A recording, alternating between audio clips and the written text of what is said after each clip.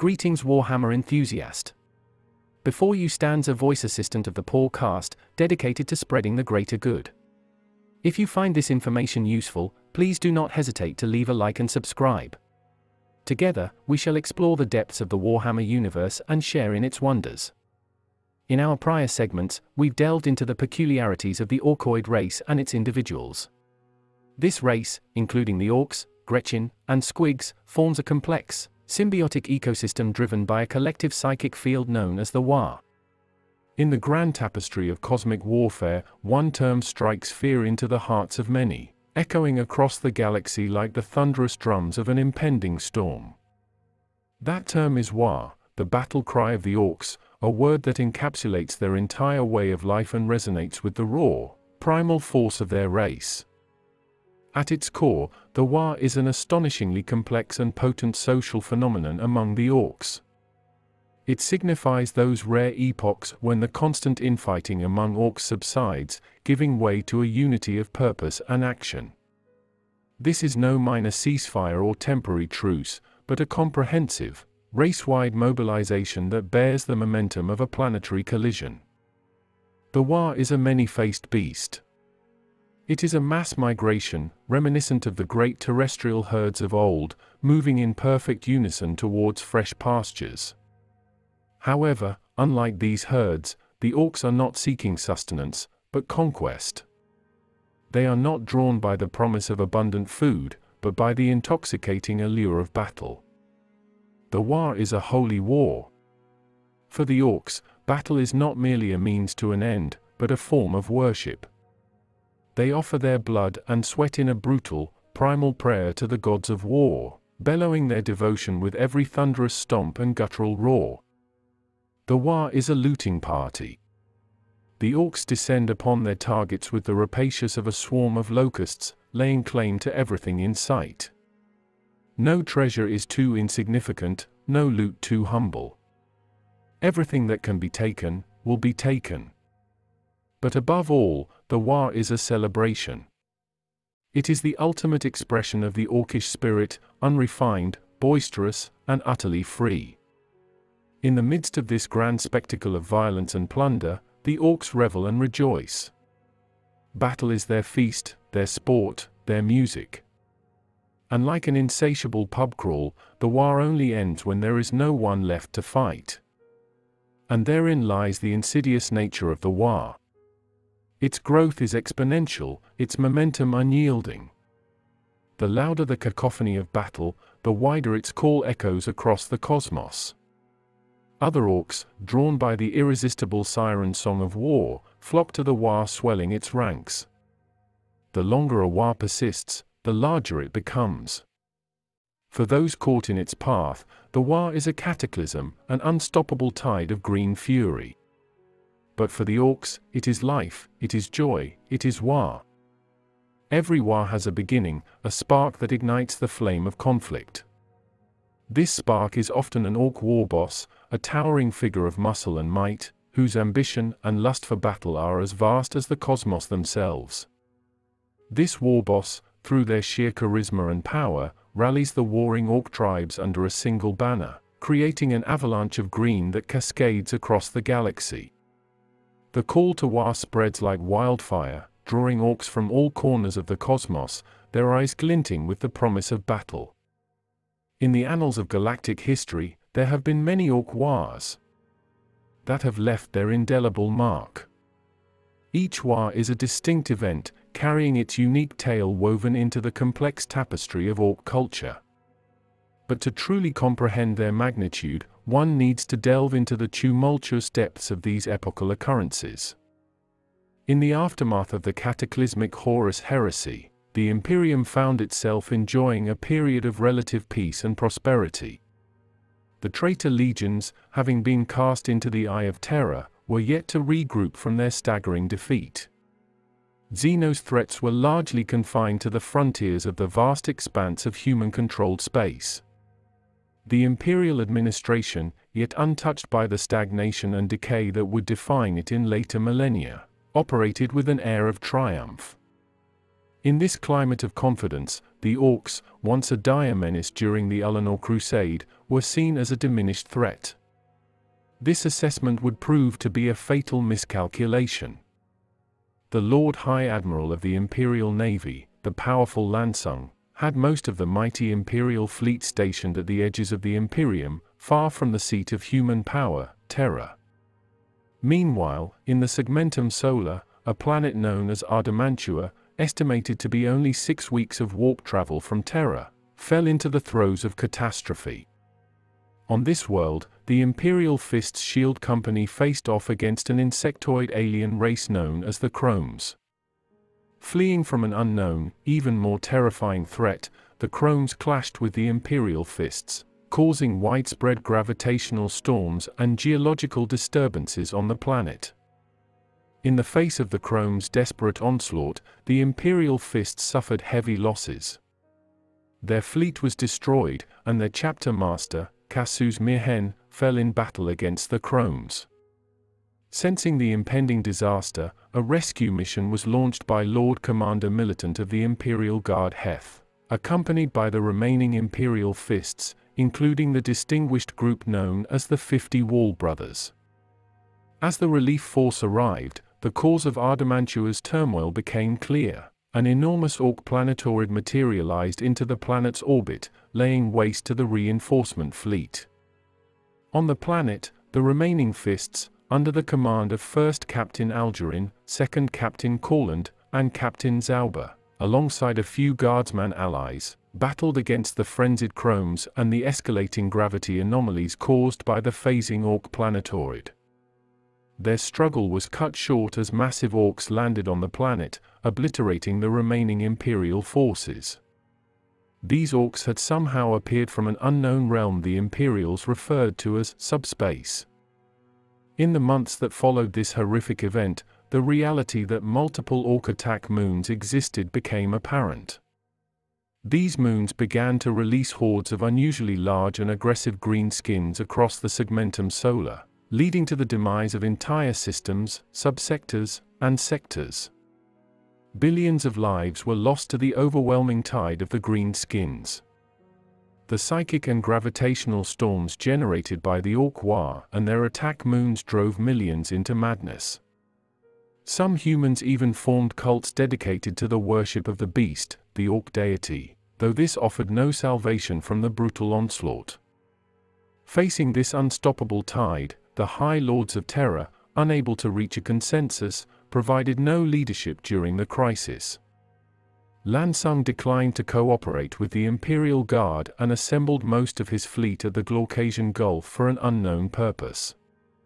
Amid this confusion, Draken Vangerich, the Grand Master of Assassins, attempted to counter Lansung's influence in the Senatorum Imperialis and sought to uncover what the Mechanicum was hiding about the Greenskins. Concurrently, Black Templars Marshal Bohemond endeavored to reunite the scattered successor chapters of the Imperial Fists.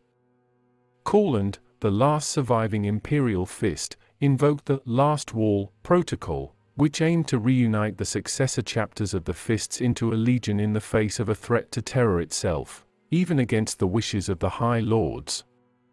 This plan was solidified during a meeting in the Fall system between Corland, the Black Templars, Crimson Fists, Fists Exemplar, and Excoriators. The Iron Knights responded to this call, while attempts to contact the Soul Drinkers were unsuccessful. Despite the scale of the crisis facing the Imperium, the High Lords of Terra were locked in a stifling gridlock of political maneuvering and power games. Lansung, the Lord High Admiral, was pushed into action through some strategic meddling by Inquisitorial Representative Wienand. Leveraging the rivalry between Admirals Price and Acharya, Wienand's agents persuaded Acharya to lift the siege of Port Sanctus. This forced Lansung's hand, making him gather a portion of Battlefleet Solar to lead the counterattack himself, lest he appear unable to command his own forces. However, the political landscape shifted dramatically when Lord Inquisitor Veritas orchestrated a coup within the Inquisition, forcing Wienand into hiding. Assuming the mantle of Inquisitorial Representative, Veritas seemed intent on pushing the High Lords into a subordinate role to the Inquisition. This created further speculation and doubt within the already fractious Senatorum Imperialis. On the beleaguered Port Sanctus, a desperate gamble unfolded as the Imperial Navy rallied to face the formidable Ork attack moon and its accompanying fleet.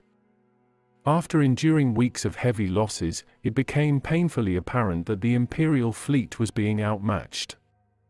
Despite their bravery and valor, the unconventional Ork tactics, particularly their ability to rapidly teleport warriors aboard Imperial vessels, even those with active void shields, caused significant disruption.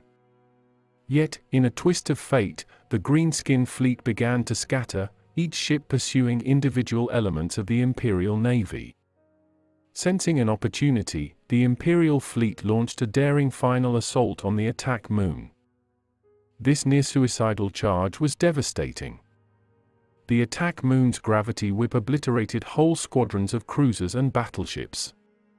Yet, every discharge weakened the moon's void shields, eventually allowing for a coordinated Imperial assault. In a spectacular climax, the moon's gravitic generators were destroyed, leading to the entire structure's cataclysmic implosion. Although it took many of the surviving Imperial vessels with it, this marked the end of the siege of Port Sanctus and the first victory against the Ork attack moons. Lansung returned to Terra hailed as a hero, only to find another attack moon looming over humanity's capital. Across the galaxy, the Orks escalated their onslaught, plunging every segmentum of the Imperium into war.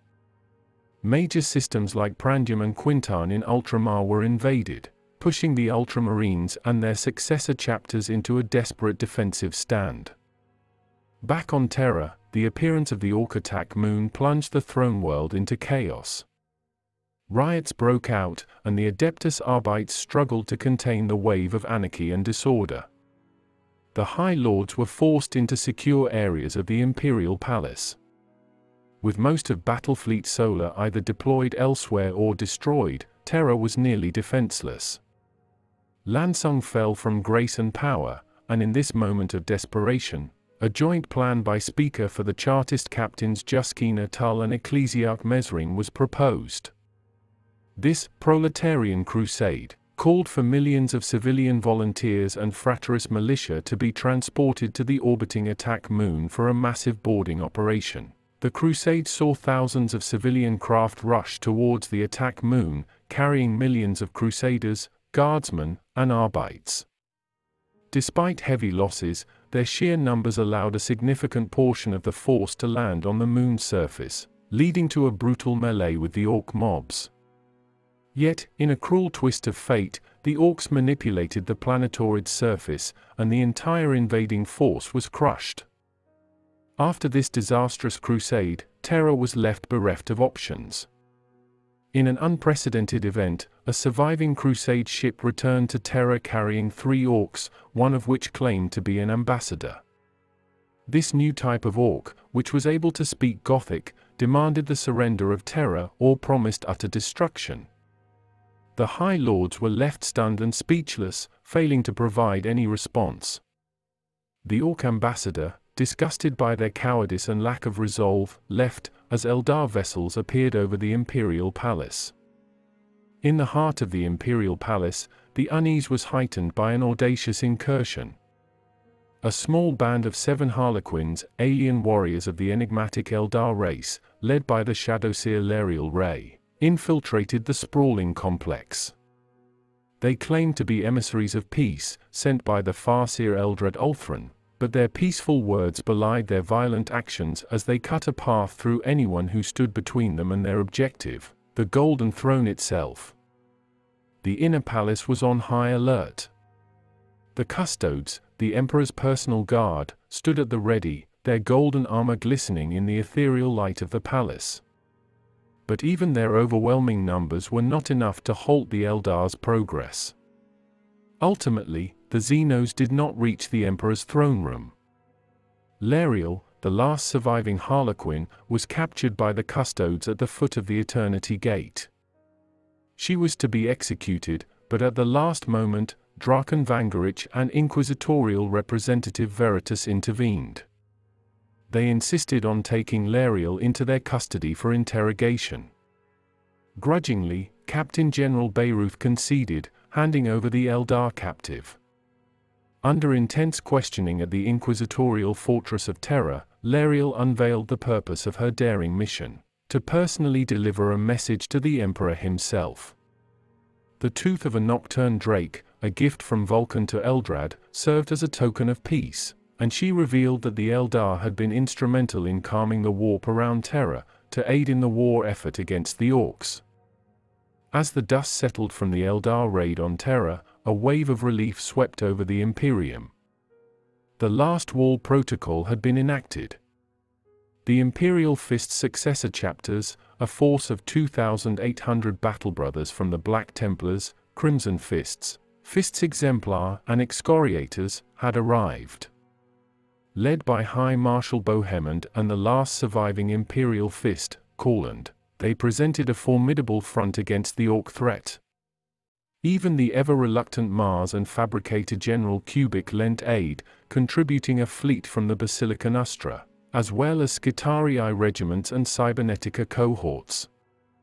The United Astartes and Mechanicum forces launched an offensive against the attack moon orbiting Terra. Cyclonic torpedoes ripped through most of the moon's surface weapons, but the gravitic whip remained active, dealing devastating blows to the Imperial forces. In response, a massive landing operation was launched, hundreds of Terminators and battle tanks deployed from Thunderhawks, alongside Skitarii and battle automata. They clashed with countless Orks, engaging in a brutal conflict that rocked the very foundations of the moon. The tide of the battle in space was slowly shifting in favor of the Orks, until the arrival of the Iron Knights. Their presence swayed the momentum back towards the Imperium. The Astartes finally succeeded in disabling the moon's portal, stalling Ork reinforcements, and with 2/3 of the moon's surface destroyed, the exhausted Imperials withdrew. In the aftermath, the Iron Knights chapter Master Malphans met a heroic end, sacrificing himself against a massive Ork Warboss to cover their retreat. On Terra, a wave of jubilation swept across the populace. The High Lords, led by Lord Commander Udin Marked Udo, capitalized on this victory, making grandiose announcements that painted them as the architects of this triumph. But behind closed doors, tensions ran high. Udo criticized the Astartes, deeming the unification of the Imperial Fist successors borderline heretical, and demanded the fleet be disbanded immediately. However, the last surviving Imperial Fist, Corland, recognized the ineffectiveness of the High Lords, Udo in particular. Seeing the need for a more decisive leadership, Corland, alongside Draken Vangerich, Veritas, Wienand and Werner Zek, staged a political coup. The other High Lords, seeing the shifting tides, offered their support to Corland, ushering him in as the new Lord Commander of the Imperium. As the newly appointed Lord Commander of the Imperium, Corland was swift to act. His first task was dealing with the ever-scheming Martian Mechanicum, which had recently seized Tech Priest Eldon Orkoids, a figure of immense knowledge regarding the origins of the beast. The Mechanicum had not stopped there. They had eradicated an investigative team from the Officio Assassinorum, led by the Vannis assassin Clementina Yendel. The team had discovered the Mechanicum's clandestine experimentations with Ork technology, and a potential plan to teleport Mars out of the Sol system. In response to the Mechanicum's actions, Corland sent a force of Fists Exemplar under the command of Chapter Master Thane to Mars, with the aim of taking Orkoids into custody. Upon touching down on the Martian surface, they found themselves confronted by an imposing assembly of Skitarii, Electro-Priests, and Legio Cybernetica under the command of Argus van Orken. The situation was highly volatile, a powder keg ready to explode, with neither side willing to initiate hostilities. Chapter Master Thane and his force advanced toward Orkoids' position on Pavonis Mons, careful to avoid any aggression towards the Mechanicum forces. Van Orken, on his part, attempted to block the Space Marines' advance with his own Skitarii, ordering them to leave Mars immediately. The tension was palpable, the air thick with the unspoken threat of violence. Suddenly, a disaster unfolded. A warning shot fired from a Mechanicum onager Duncrawler hit an incoming exemplar drop pod. This unintentional act of aggression ignited the sparks of battle, and a brutal exchange of fire ensued. The precarious balance of power had been disrupted, plunging the Martian surface into chaos. Salvation came from an unexpected source. Fabricator General Kubik, moved by Corland's impassioned pleas for unity against the Green Menace, acted decisively from Terra. He sent an immediate ceasefire order to a panicked Van Orken, who complied without hesitation. This swift action averted an all-out war between the Imperial factions on Mars. The Fists exemplar managed to take Orkoids into custody amidst the settling dust of the brief but intense firefight. Fabricator General Kubik then unveiled the extent of his experiments with Ork teleportation technology, which had successfully teleported Phobos from one side of Mars' orbit to the other. Armed with the knowledge gleaned from Orkoids, who was now half-servitor, Corland and his allies discovered that the beast's homeworld was Ulanor. This revelation prompted an immediate call to arms across the Imperium, summoning allies to Terra in preparation for a massive counteroffensive aimed at the mythic planet of Ulanor, and to address the looming threat of the crippled attack moon over Terra. In response to this call, the Ultramarines, Dark Angels, Blood Angels, and Space Wolves rallied to the cause, setting their course towards Terra, ready to aid in the monumental battle that awaited them. Corland, in his role as the newly appointed Lord Commander of the Imperium, was privy to a wealth of vital information from across the expanse of the Imperium. Amongst this trove of information, he received an extraordinary piece of news from Inquisitorial Representative Veritas. The lost Primarch Vulkan, who had disappeared from the annals of Imperial history, had been sighted on the Ork-besieged world of Caldera. Recognizing the enormous strategic advantage that enlisting a Primarch could bring to the war effort, Corland moved swiftly. Rallying an eclectic force from Terra consisting of the Last Wall, Imperial Guard, including the renowned Lucifer Blacks, Jupiter Storms, Orion Watch, and Granite Myrmidons, the Imperial Navy, and Mechanicum forces, Corland headed to Caldera. Upon arrival, the forces found Vulkan almost single-handedly holding back the Ork onslaught. Thanks to his regenerative capabilities and the devastating power of his weapon, Doomtremor, Vulkan appeared as an unstoppable force on the battlefield, massacring thousands of Orks and drawing their attention away from the Imperial defenders. Despite Vulkan's heroic efforts, Caldera was on the brink of destruction. The Orks were draining the planet's surface and core, hurtling it into orbit with a surface-based gravitic generator, forming a new attack moon. Finally, Corland and his allies reached Vulkan on the beleaguered surface of Caldera. But Vulkan presented them with a predicament. He had long ago vowed to protect Caldera and was unwilling to abandon the planet to the Greenskins until it was safe. Faced with the dilemma of leaving in defeat or battling to save the planet, Corland made the courageous decision to fight. Alongside Vulkan, they targeted the gravity generator, while the Imperial Navy engaged in desperate combat with the Ork vessels orbiting the planet. A fierce battle ensued as the combined Imperial force of Space Marines, Guardsmen, and Skitarii fought their way towards the generator complex. Despite their bravery, their advance began to waver at the gates of the generator, staggered by the relentless Greenskin onslaught and their devastating weaponry. In a climactic act, Vulkan hurled himself into the gravitic beam that was draining the planet. Any other being would have been annihilated by the force of the beam, but Vulkan's unique regenerative abilities allowed him to withstand its power long enough to hurl his hammer into the generator's epicenter. This heroic act led to the destruction of the planetary base and the nascent attack moon in orbit. Vulkan soon reappeared, fully regenerated. With the threat to Caldera eliminated, Vulkan accompanied Courland back to Terra. There, a vast Imperial host awaited, ready to march on Ulanor. Vulkan didn't purge the High Lords despite their failings, valuing unity in the face of the imminent challenge. He declared his intention to lead the might of the Imperium to Ulanor, to confront and slay the beast once and for all. This formidable armada was comprised of an array of Space Marine chapters, the Black Templars, Crimson Fists, Fists Exemplar, Excoriators, Iron Knights, Ultramarines, Blood Angels, Space Wolves, and Dark Angels, each contributing to the combined might of the force. This colossal strike force was bolstered by substantial contingents from the Imperial Guard and Imperial Navy, accompanied by a Mechanicum task force made up of Skitarii, Legio Cybernetica, House Tyranni's Knights, and Titans of the Legio Ultima. Despite the presence of Vulkan, the Primarch chose to sequester himself within the Fists Exemplar battle barge, and the acting Imperial command ship Al-Cathar remembered. The strategic and tactical command of the campaign fell to Lord Commander Courland and Magos Dominus Jurg Jokov.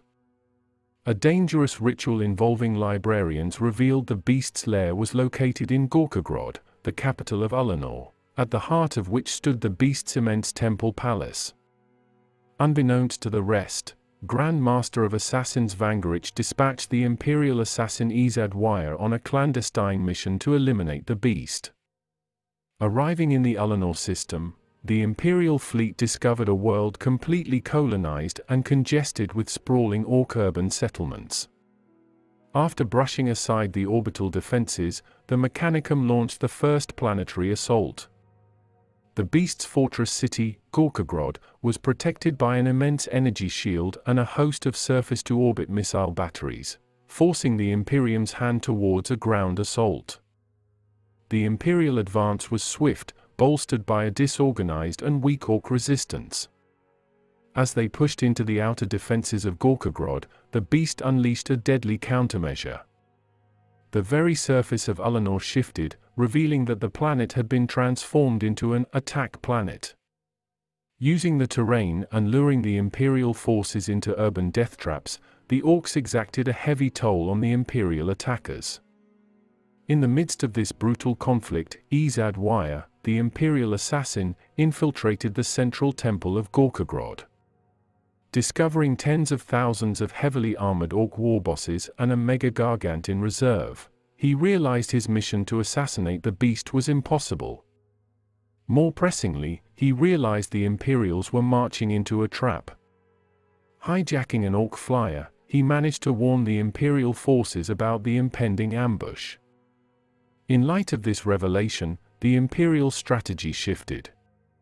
With approval from Vulkan, Courland targeted the Ork supply depots. Deprived of their food supplies, it was hoped the beast and his elite guard would be drawn out from their fortress. The Imperial attack on the storehouses caused the beast to release his elite forces, marking the start of a catastrophic battle.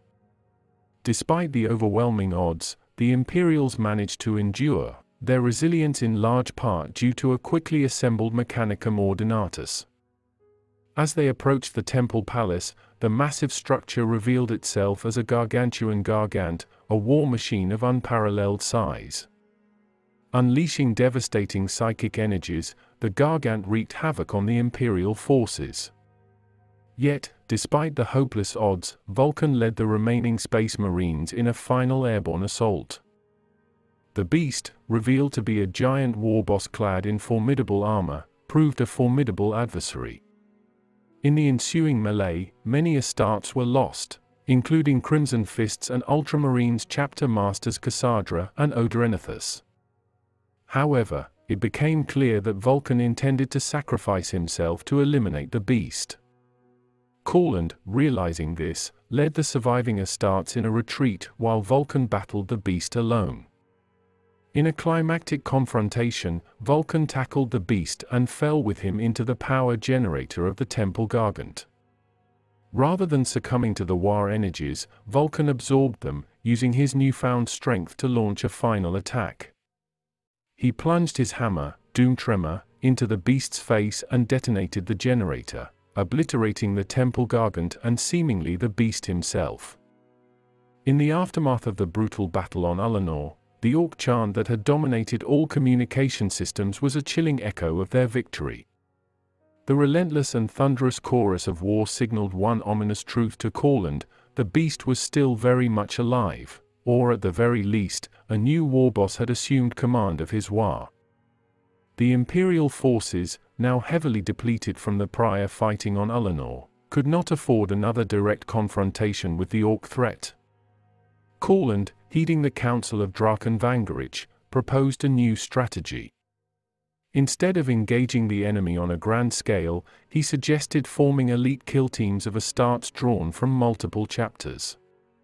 These specialized squads would exist under his sole command, with the aim of neutralizing the Ork leadership and strategic assets. His proposal was met with fierce resistance from the High Lords of Terra. Tobrisic Hearth led the opposition, arguing that it violated the post-heresy foundation of the Imperium and contradicted the rulings of Robout Guilliman. Mesring, another voice of dissent, decried Courland's plan as heresy. In the initial vote to establish the kill teams, only Draken Vangerich offered his support, while Cubic and Veritas abstained. But soon, the urgency of the situation shifted the tides in Courland's favor. The Ork attack moon that loomed over Terra, thought to be long since derelict, reactivated. Through the moon's subspace gate, a tidal wave of Ork reinforcements poured in, bolstering the moon's forces. The beast himself brazenly announced his intentions to all: a slaughter of humanity was at hand. This escalating threat was the catalyst that led to the formation of Courland's kill teams. In a second vote, only Mesring opposed the idea, while Cubic and Veritas abstained yet again. Without wasting any time, Courland assembled his squads of black-armored space marines, each hailing from various chapters. In honor of the fallen brothers of Ulanor, they were given the name Deathwatch. As the newly formed Deathwatch deployed to the attack moon, the Imperial Navy found itself embroiled in a desperate struggle against a swarming Ork fleet. Despite the odds, the Navy managed to provide enough cover for the Deathwatch to plant Mechanicum beacons, reverse-engineered from Ork subspace technology, onto the moon. Their plan was to teleport the entire attack moon out of the Sol system. However, the complex Ork technology proved to be a challenge for the Mechanicum. In a disastrous outcome, half of the moon simply vanished, while the other half shattered into fragments that rained down upon Terra, resulting in massive casualties and significant damage to the Imperial Palace itself. Courland, however, was not deterred by this catastrophic setback. Recognizing the potency of the Ork psychics, he turned his attention towards finding a counter. An intel provided by Veritas led the Deathwatch to the last bastion of the Sisters of Silence. The Deathwatch journeyed to the far reaches of Segmentum Pacificus, braving Ork encounters along the way, in search of these elusive sisters. Their mission led them to the world of Nadiris, where the fortress of the Sisters of Silence was under siege by an Ork army commanded by a colossal gargant. Under Courland's leadership, the siege was lifted, and the sisters were convinced to join their cause, persuaded by the revelation of Vulkan's blessing. Armed with the unique anti-psychic abilities of the sisters, Courland proposed a daring plan to defeat the beast. By capturing an Ork psyker, they could manipulate the Waaagh psychic energy in reverse, crippling the Orks. After successful missions on Pleios, Idolica, and Valhalla, an experiment was carried out on Incus Maximal, which resulted in devastating a localized Ork force. With this victory under their belt, Courland revealed his intentions to launch a second invasion of Ulanor to slay the beast. The force assembled for this invasion, while sizable, was considerably smaller than the first, due to the depletion of resources. Comprising of battered units of Space Marines from several chapters, Deathwatch squads, Imperial Guard regiments, Frateris Templar, Scitarii and Legio Cybernetica cohorts, knights, several dozen Sisters of Silence, inquisitorial stormtroopers, and the remaining Titans of the Legio Ultima. Wienand, who provided the inquisitorial black ships for transport, joined Maximus Thane as the co-commander of the invasion phase. The second invasion of Ulanor commenced with a perilous gambit, involving several damaged Imperial warships manned by skeleton crews. They plunged into the Ork energy shield protecting Gorkogrod, the capital of the world. Seizing this momentary breach in the shield, Khorland's assassination force teleported into the central palace of Gorkogrod. However, they were met with sparse resistance, and it quickly became apparent that the beast was already aware of their plans. In the beast's throne room, Khorland's force was met with a grim sight. 6 thrones, 6 statues, 6 banners, and on one of the thrones sat an armored orc of monstrous proportions, surrounded by an elite guard of massive orcs and a fleet of gargants larger than Reaver Titans. The climactic battle that followed saw Khorland and his space marines valiantly engaging the beast, while the rest of his force fended off the orc guards. Despite their courage and determination, the space marines were no match for the colossal orc. However, they were able to keep the beast at bay long enough for the Sisters of Silence to activate their ritual, resulting in the Ork Psyker imploding and unleashing a reverse war effect throughout Ulanor. This gave Khorland and his allies a brief opportunity to launch a final, desperate assault, successfully slaying the beast. The victory was short-lived, as another beast, even larger than the first, entered the throne room immediately after the first beast's demise. The harsh reality dawned upon Khorland: there were 6 beasts, each leading a legion of Greenskins. Overwhelmed by the newly arrived beast and its reinforcements, the Imperial forces were forced to retreat, carrying with them the body of Khorland, who had been killed in the confrontation. This second invasion of Ulanor ended not in triumph, but in sorrow and a newfound understanding of the true magnitude of the enemy they faced. The Imperium was in a state of paralysis following the death of Lord Commander Khorland. As the last of the legendary Imperial Fists, his demise had far-reaching implications. Orcs, led by the beast, rampaged through the core worlds of the Segmentum Solar, a devastating assault that reduced much of the Battlefleet Solar to debris. Confusion and fear gripped the hearts of the populace. The previously steadfast faith of many was shattered by the deranged rantings of Ecclesiarch Mesring, leading to the butchery of entire populations on cardinal worlds that had willingly surrendered. In these dark times, Maximus Thane, the chapter master of the Fists Exemplar, decided to act. He had no intentions of being bogged down by the indecisiveness of the High Lords of Terra. Instead, he gathered around him a circle of competent individuals including Draken Vangerich, the Grand Master of Assassins, and Kubik, the Fabricator General. Their daring plan was to launch a third assault on Ulanor. Using their influence, they managed to persuade key figures within the Imperial Guard and the Imperial Navy to provide resources for the battle. Thane intended to repeat Khorland's strategy of capturing an Ork Psyker, and utilizing the Sisters of Silence to create a psychic backlash capable of destroying the beast. The plan was put into motion. The third assault on Ulanor differed from its predecessors in its use of unconventional tactics. A wave of asteroids, redirected by Mechanicum technology, rained down on the planet, obliterating swathes of Ork defenses. The bulk of the Imperial troops landed on Ulanor aboard a modified asteroid, an impact that created devastation across the Orks' capital of Gorkogrod. The invading force was divided into 5 distinct groups. The new Imperial Fists and Sisters of Silence formed the core strike force led by Thane. Other groups included a Mechanicum army, a Last Wall force, the Deathwatch and Inquisitorial forces, and the crew of the Phalanx, the legendary warship of the Imperial Fists, who continued the fight in space. The battle on the planet's surface was desperate and grueling, the forces of the Imperium fighting back against a massive horde of orcs. The Imperial Fists, newly reborn and led by Thane, fought their way to the heart of Gorkogrod. In the Beast's Gargant Palace, they encountered the Beast of Beasts, speculated to be the most powerful of the 6 beast warbosses. After an arduous battle, the final captured Ork Psyker was used, leading to the death of the Beast of Beasts, and a momentary reprieve for the battered forces of the Imperium. In the aftermath of the final Ulanor offensive, the Beasts War collapsed, but the Imperium was far from secure. Thane and the new Imperial Fists returned to Terra, setting the stage for the 4th founding of Space Marines. It was at this point that Vangarich was named the Lord Protector of the Imperium. However, learning that the Mechanicum had disobeyed their orders to enact Exterminatus on Ulanor, Vangarich decided that the incompetent High Lords represented too severe a threat to the survival of mankind. What followed was known as the beheading.